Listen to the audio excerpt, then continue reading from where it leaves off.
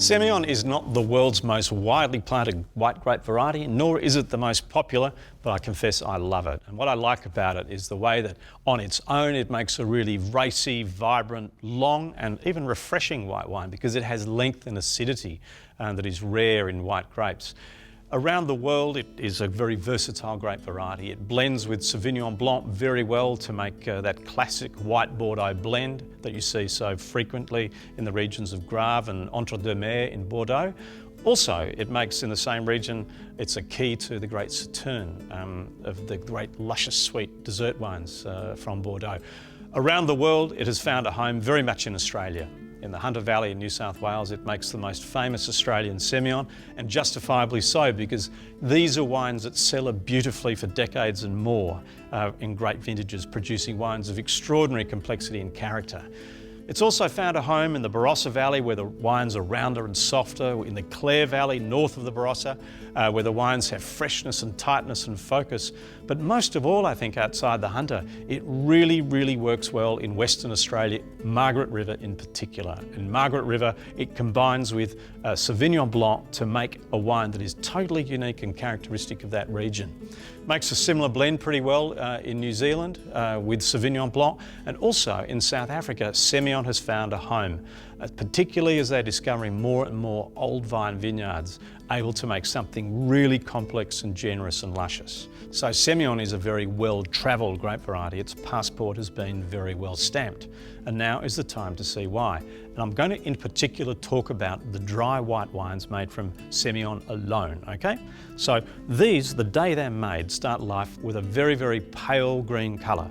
And as they age, that pale becomes quite medium in depth, and after about 10 or 15 years, there can be quite considerable depth of colour in an unwooded Semillon even. So they don't need oak aging to acquire great colour. Age will do that for them. When they're young, they smell very, very fresh and very simple. They're quite elemental and primary. You'll get a little bit of grassiness perhaps. You'll get a little bit of tobacco, maybe a little bit of melon, and maybe a little bit of gooseberry and a bit of lemon rind. Those are the sorts of characters in very, very young Semillon. But as the wine matures, they head towards more of a complex, toasty, honeyed, buttery, and then ultimately quite smoky and waxy bouquet with considerable bottle age. The palate starts off quite lean and tight. It may not have much fruit evident in its youth, but it will have length of flavour, go all the way down from the tip of your tongue all the way down your palate.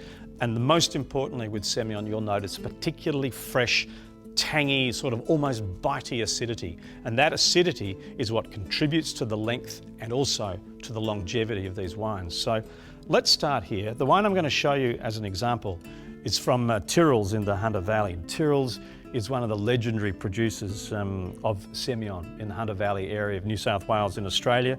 This is an individual vineyard Semillon of theirs. It's the Belford.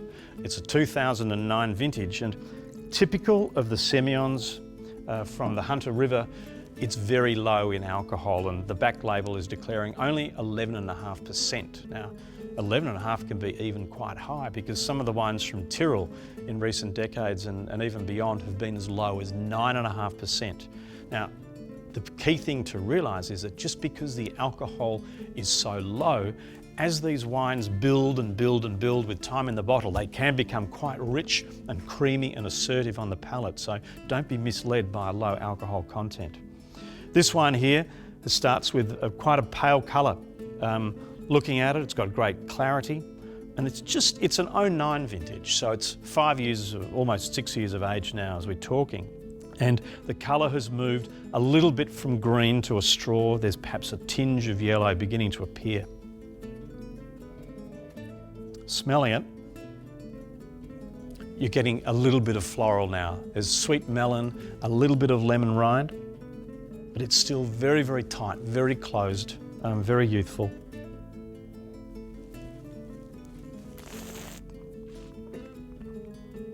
The palate, oh, really fresh acid. That's the thing that you get first. The flavour is never rich and mouth-filling. It's always long and even, but that fresh lemony acidity is what ties it together and gives it length.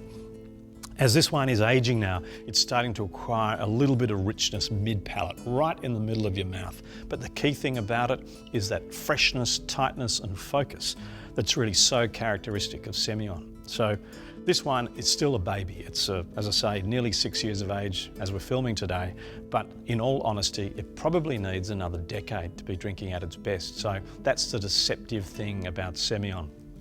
You just often underestimate, in fact, usually underestimate the time it can be cellared for.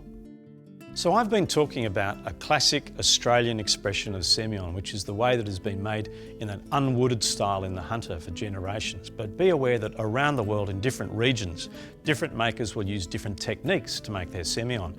Typically it might be barrel fermented or just matured in wood after fermentation, which will create a richer, rounder, creamier and perhaps even more buttery wine. But bear in mind that they will always retain those melon and citrus flavours that we see in this particular wine from Tyrrells, and the other key facets that identify great semillon are the length of palate, the acidity, all of which add up to a white wine that you can cellar generally with great confidence.